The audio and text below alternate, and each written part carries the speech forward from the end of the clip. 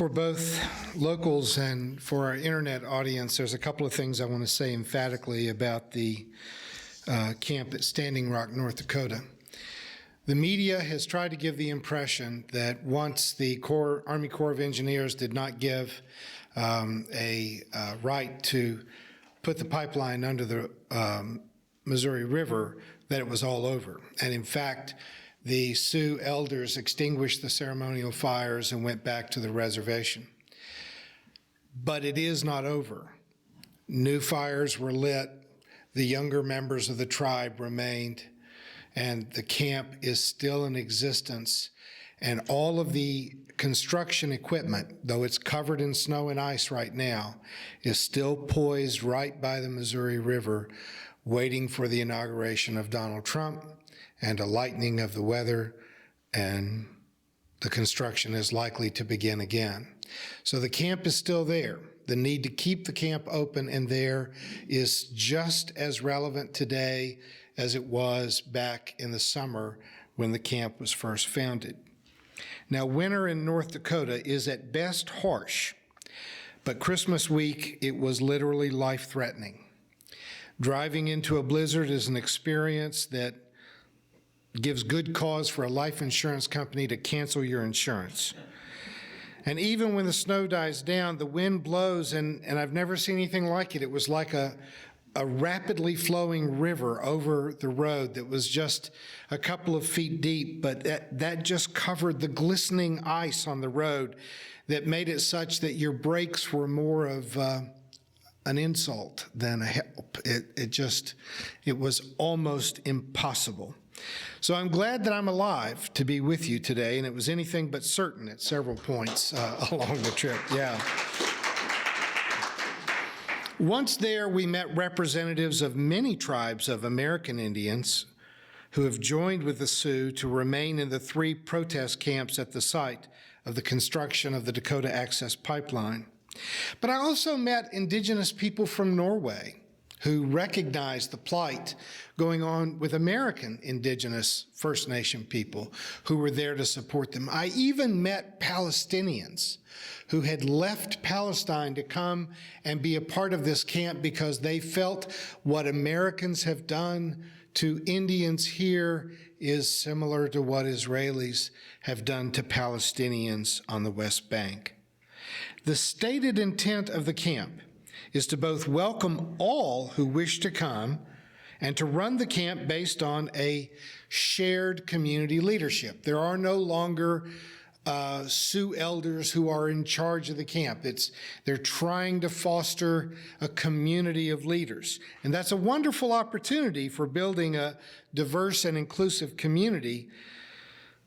But it also is an opportunity for criminals and predators who have now created some pretty serious security concerns. Looting is common, and sexual assault allegations are entirely credible. Some homeless and unemployed and impoverished people have just shown up at the camp and announced their needs. Sitting in a meeting, a woman says, I'm a single mother and I have 5 kids. I don't have a car. I need a car to take my kids to school. I need this, I need this, I need this.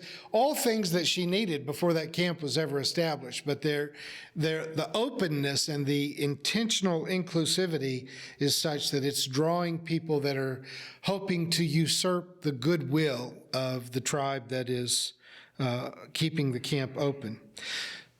And I don't want to be negative about that, but there were those types there and lots of people trying to work us for money or whatever they could get out of us. But we also met doctors and nurses and construction people and automobile mechanics, people who had left their careers on hold and come to be a part of sharing their skills, because the camp hopes to foster a constant environment of prayer.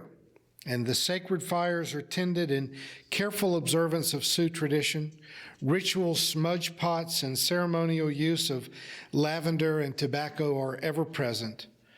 Of course, the open nature of the camp also draws every sort of eccentric who hopes to present their various herbal or massage or snake oil products and practices as being somehow connected to Native American spirituality.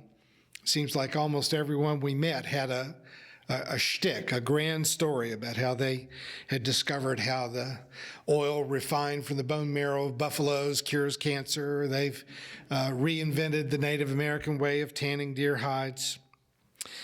Having been a left-of-center pastor for more than 3 decades, I know what it's like to draw both deeply thoughtful social reformers and colorful quacks into community. But the Oceti camp seems to draw even more extreme examples of both sorts into this deeply frozen camp that is populated with thieves and saints. Like Moses, it seems to me that Chase Iron Eyes seems to have simply, against his will, inherited the task of organizing this band of water protectors gathered in the wilderness to make sure that people can be safe, have access to environmentally sensitive toilets and shelter, along with food, medical care, and water. Iron Eyes is a lawyer who recently mounted an unsuccessful bid for the congressional seat for North Dakota. He is a product of the reservation who clearly articulates the need for a revival of First Nation pride to help his people to regain their immediate claims to sovereignty and to break out of more than a century of enforced poverty. And by the way, one of the lies often told in the media is that the land involved is not Sioux land. That is simply not true. There are 2 19th century treaties that give the Sioux tribe the land that DAPL is building on. But in the 20th century, the Army Corps of Engineers took it back, claiming control of land around rivers. Well, that wasn't in the treaty, and they never agreed to that.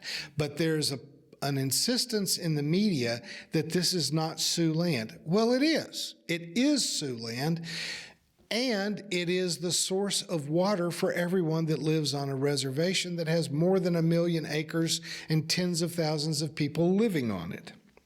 Now, I'm convinced that Chase Iron Eyes might be the most patient and sincere person that I've ever met. He conducted a meeting that I would have cut an hour shorter than it was, but he let everybody tell their story and get everything out. With both humility and evident wisdom, Iron Eyes shows leadership while being surrounded by people who are demanding attention and resources. I encourage you to watch some of the video interviews with him that are on the website lastrealindians.com. And I think you'll see what I think I saw, that is the development of the 21st century's next Martin Luther King Jr. The camp, though largely a freewheeling place, has strict rules against bringing any weapons into the camp or having alcohol either inside of you or on your person, which is a tall order for a society noted for both hunting and a haunting problem with alcoholism that seemed to be everywhere. They insist upon nonviolent resistance to the construction of the pipeline, even in the face of completely inexcusable violence on the part of the DAPL security forces and the local sheriff's deputies. At present, the Obama administration has brought construction of the pipeline to a halt. And I got to tell you, Mother Nature's doing a pretty good job all by herself. I'm not sure you could do any digging in that hard ground right now. But the inauguration of Donald Trump and the inevitable return of spring will almost certainly reignite the confrontation between the water protectors and the Dakota Access Pipeline Construction Company. The astonishingly resilient volunteers keeping the camp open and running have the shared goal of making certain that they can welcome thousands of more protesters when they are needed, and I feel certain that they will be needed.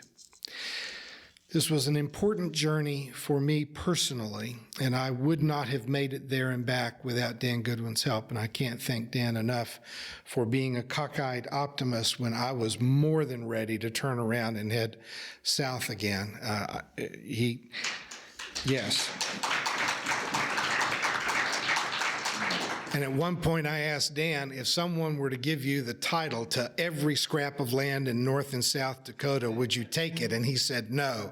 I mean, it's a rough place this time of year. I'm confident that it's beautiful in the spring, and if needed, I'll go back, because this is an important work. Our sense of community that we build around our communion table, in which we say all are welcome. Mostly here, we are liberal, middle-class North Americans. And even though we have some racial diversity in our community here, we're still an awful lot alike. But when we say that we are inclusive, we have to, whether they're visibly present here or not, we have to think about those Palestinians that came to Standing Rock. We have to think about those indigenous people from Norway. And we have to think of more than 200 Native American tribes represented now in this camp, as we recognize that though a lot of their spiritual practices may look like magic and superstition to us, they are sincerely attempting to defend water, which is life, which ties us all together. Let us prepare our hearts to share in a communion with not just the people we physically see here, but those who are gathered in the dining tents at Standing Rock this morning. Thank you for watching our videos. We are entirely dependent on the donations of our listeners and members. We hope that you find this content to be important enough to help us to keep offering these videos to the public at no charge by becoming a regular contributor. Please click on the donate button on our website at www.spfccc.org. Thank you for your support of progressive religious programming.